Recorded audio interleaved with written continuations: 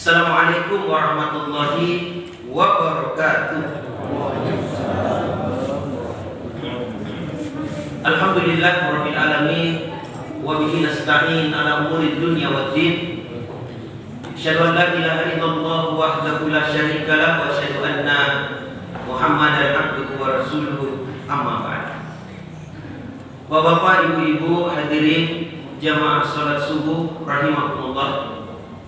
Kembali kita memuji dan bersyukur kepada Allah Subhanahu wa taala, di mana di subuh hari ini alhamdulillah kita semuanya masih diberikan nikmat oleh Allah, baik berupa kesehatan, kekuatan serta kesempatan untuk kita dapat bersama-sama hadir di masjid ini melaksanakan sholat subuh secara berjamaah.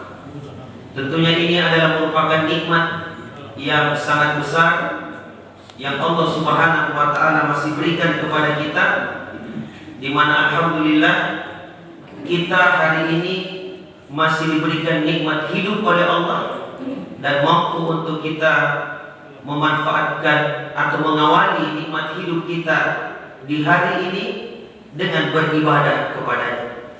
Semoga ibadah salat subuh yang baru-baru saja kita tunaikan ini dapat diterima sebagai pahala di sisi Allah Subhanahu wa taala. Amin, amin, amin. Bapak Ibu hadirin yang sangat berbahagia, bersyukurlah di saat kita masih diberikan nikmat hidup oleh Allah, dan jauh-jauh lagi kita bersyukur kepada Allah di saat kita masih diberikan nikmat hidup oleh Allah dan kita gunakan nikmat hidup ini yang sementara ini untuk beribadah kepada-Nya, untuk melakukan amalan-amalan kebaikan. Kenapa jemaah sekalian? Karena akan datang nanti suatu masa, akan datang nanti suatu waktu di mana pada saat itu kita masih mau beribadah kepada Allah, namun kesempatan itu sudah lewat untuk kita. Di saat itu kita masih mau melakukan amalan-amalan kebaikan, namun kesempatan itu sudah sirna untuk kita. Tahukah kita Bapak Ibu sekalian, apa yang menjadi penyesalan orang-orang yang berada di ambang kematian di saat nyawa sudah mau dicabut dari tubuhnya? Apa penyesalan yang sangat besar di saat itu? Allah Subhanahu wa taala berfirman dalam Al-Qur'an, hatta idza jaa ahadahumul maut qala rabbirji'uni la'alli a'malu shalihan fima tarak. Hingga apabila datang kematian salah seorang di antara mereka, orang yang didatangi kematian atau maut ini memohon, mengibah kepada Allah, meminta kepada Allah dengan permintaan yang tidak ada gunanya lagi. Apa permohonan mereka jemaah sekalian? Qala rabbirji'uni, ya Tuhanku, kembalikanlah aku ke dunia. Apa keinginannya kalau bisa kembali ke dunia? Cuma satu yang dia janji ingin lakukan, la'alli a'malu shalihan fima tarak, maka niscaya saya akan beramal saleh dari apa yang dahulu aku tinggalkan.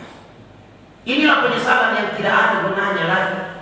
Sewaktu masih sehat, sewaktu masih segar bugar, lupa ibadah kepada Allah, lupa untuk beramal, nanti rupanya baru menyesal saat ajal sudah akan menjemputnya, dan dia minta untuk dikembalikan ke dunia, padahal dia tahu kalau ajal itu sudah sampai, la yastakhiruna sa'atan wa la yastaqdimun, tidak akan diundurkan dan tidak akan dimajukan.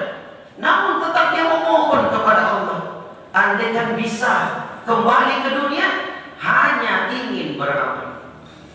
Dan rupanya penyesalan ini Bapak Ibu sekalian, ini akan panjang sampai di negeri akhirat kelak.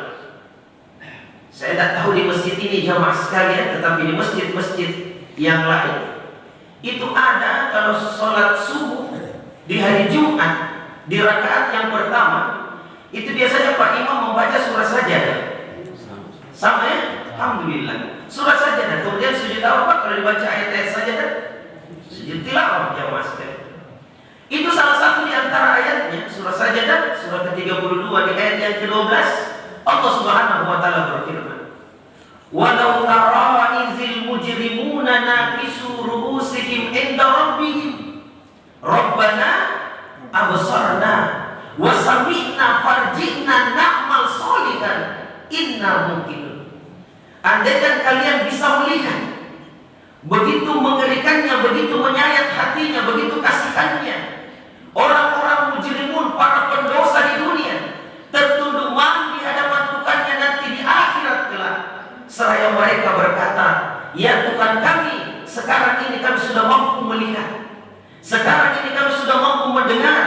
Oleh karena itu kembalikanlah kami ke dunia ya Allah, maka niscaya kami akan beramal soleh. Sungguh sekarang ini kami sudah termasuk golongan orang-orang yang yakin." Sampai ke negeri akhirat jamaah sekalian. Mungkin kita bertanya, kenapa sampai orang-orang yang berada di ambang kematian yang minta kembali ke dunia hanya ingin beramal, bukan ingin menikah lagi jamaah sekalian, bukan ingin menambah pundi-pundi hartanya, bukan ingin memperpanjang kekuasaannya, bukan. Tapi yang dia minta adalah kalau bisa kembali ke dunia hanya ingin beramal. Rupanya pertanyaan ini Bapak Ibu sekalian dijawab dalam sebuah hadis Rasulullah. Hadis yang diriwayatkan oleh Imam Bukhari dan Imam Muslim, di mana Rasulullah sallallahu alaihi wasallam bersabda begini, "Yatba'ul mayyit thalatha, fayarji usnani wa yabqa ma'ahu wahid, yatba'uhu ahluhu wa maluhu wa amaluhu, fayarji ahluhu wa maluhu wa yabqa amaluhu," atau kama qala Rasulullah sallallahu alaihi wasallam. Kata Rasulullah, jika manusia itu meninggal dunia, maka yang akan mengantarkannya ke kubur ada 3.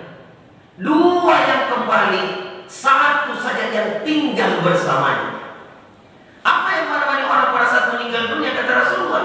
Yang pertama adalah keluarganya, yang kedua adalah hartanya, dan yang ketiga adalah amal-amalnya.